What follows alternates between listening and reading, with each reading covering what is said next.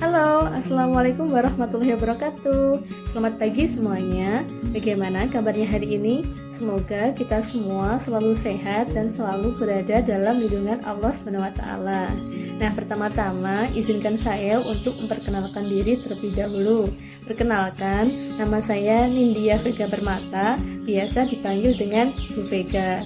Saya adalah guru yang mengampu mata pelajaran matematika. Nah, yang kedua, saya ingin mengucapkan selamat datang kepada siswa-siswi baru kelas 10 SMA Negeri 1 Prambon tahun ajaran 2020-2021. Nah, di hari MPLS yang ketiga ini atau di hari yang terakhir ini, saya ingin menjelaskan sedikit materi tentang COVID-19 atau COVID-19. Nah, saya yakin nih kalian sudah tidak asing lagi dengan istilah COVID-19 ini, karena memang di akhir-akhir ini COVID-19 selalu dibahas setiap harinya, baik melalui televisi, radio, koran, internet, dan media sosial lainnya. Nah, dengan adanya wabah COVID-19 ini, kita diharuskan untuk stay at home dan juga social distancing. Sebenarnya kenapa sih kita harus melakukan itu semua? Apa hubungannya dengan COVID-19? Nah, untuk itu, simak materi berikut ini ya. COVID-19. Diawali dari pertanyaan, apa sih sebenarnya COVID-19 itu? COVID-19 merupakan penyakit menular yang disebabkan oleh jenis coronavirus yang baru ditemukan. Virus ini ditemukan pertama kali di kota Wuhan, China atau Tiongkok pada bulan Desember 2019. WHO menetapkan COVID-19 sebagai pandemi global karena jumlah kasus yang terus meningkat dan tersebar di seluruh dunia. Tidak hanya negara China, virus ini juga menyebar ke berbagai negara lainnya seperti Amerika Serikat, Korea Selatan, Italia, Jepang, dan juga Indonesia. Bahkan jumlah kasus kematian oleh virus COVID-19 juga semakin meningkat. Bagaimana cara virus COVID-19 menyebar? COVID-19 dapat menyebar terutama dari orang ke orang melalui percikan-percikan dari hidung atau mulut yang keluar saat orang yang terinfeksi COVID-19 tersebut batuk, bersin, atau berbicara. Orang lain dapat terinfeksi COVID-19 jika menghirup percikan dari orang yang terinfeksi virus tersebut. Oleh karena itu, penting bagi kita untuk menjaga jarak minimal 1 meter dari orang lain.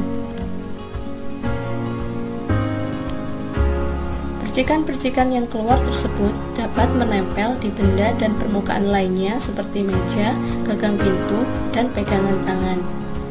Jika orang lain menyentuh benda atau permukaan tersebut, kemudian mereka menyentuh mata, hidung, atau mulut, maka orang lain tersebut dapat terinfeksi virus COVID-19.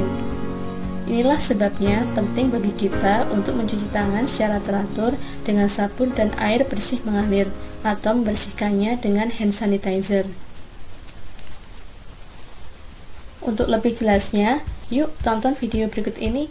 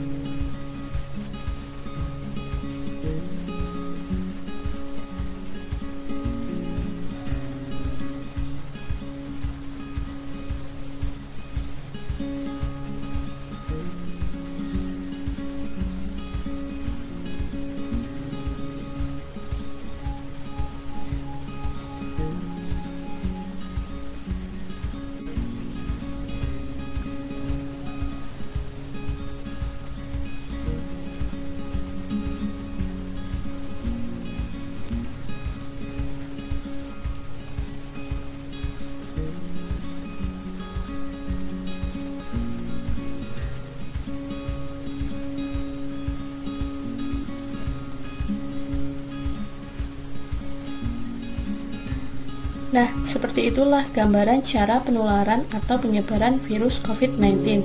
Sebegitu cepatnya, bukan?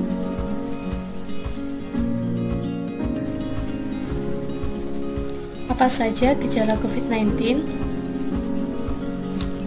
Gejala yang ditimbulkan yaitu demam, batuk kering, cepat lelah, rasa nyeri, sakit tenggorokan, kesulitan bernafas, hidung tersumbat, dan bahkan ada beberapa kasus orang mengalami gejala diare.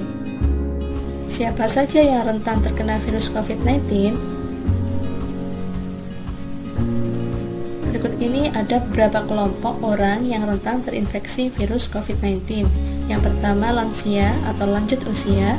Yang kedua, bayi dan anak-anak. Dua kelompok ini lebih rentan terpapar virus COVID-19 karena memiliki imunitas atau sistem kekebalan tubuh yang rendah. Yang ketiga adalah orang dengan riwayat penyakit, misalnya diabetes, gagal ginjal, penyakit jantung, dan sebagainya. Dan yang keempat adalah tenaga medis di rumah sakit. Tenaga medis adalah orang-orang di garda depan yang menangani dan berhadapan langsung dengan pasien COVID-19. Oleh karena itu, peluang tertular virus ini juga tinggi. Bagaimana cara mencegah penularan virus COVID-19?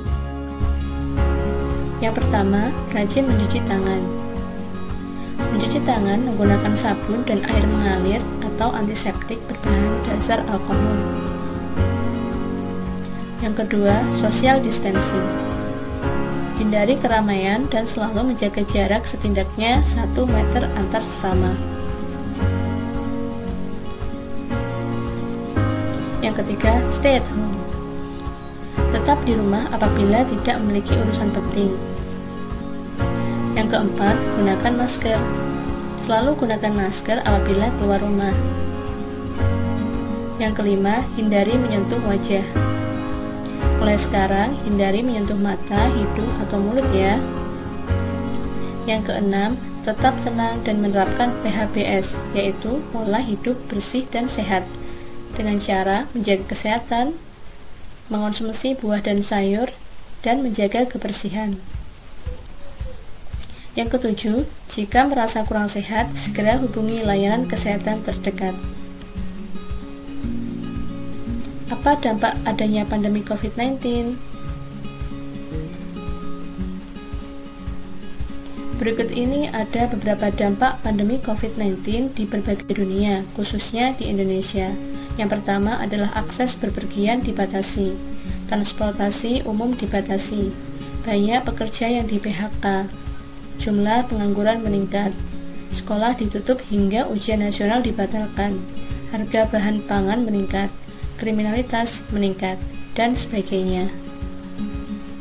Apa yang harus kita lakukan agar pandemi COVID-19 berakhir?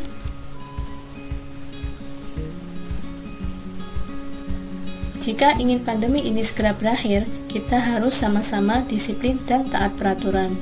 Kita semua mempunyai peran yang penting. Kita semua, bukan hanya pemerintah atau tenaga medis. Kita semua bisa menjadi pahlawan dengan cara stay at home atau di rumah saja. Dengan kita berada di rumah, berarti kita sudah menyelamatkan diri kita sendiri dan menyelamatkan ribuan orang lainnya.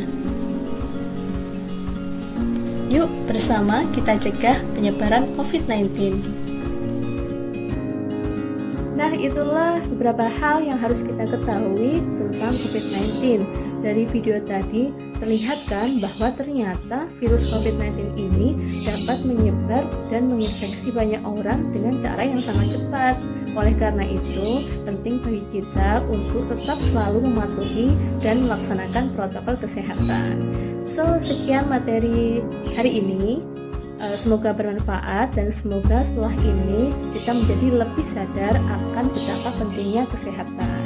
Stay safe and stay healthy. Wassalamualaikum warahmatullahi wabarakatuh.